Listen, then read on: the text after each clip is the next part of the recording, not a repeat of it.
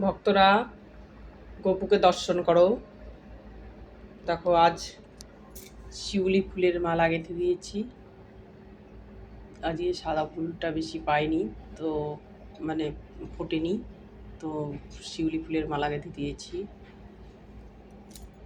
তোমরাও এইভাবে মালা গেঁথে দেবে বাজার থেকে ফুল কিনে এনে, কারণ বাজারে তো মালা পাওয়াই যায়, সেই মালা তো পরানোই যায়, কিন্তু হাতে গেঁথে দিলে তো গোপু আরও বেশি খুশি হয় যে আমার ভক্ত আমাকে হাতে গেঁথে কষ্ট করে মালা গেঁথে দিচ্ছে।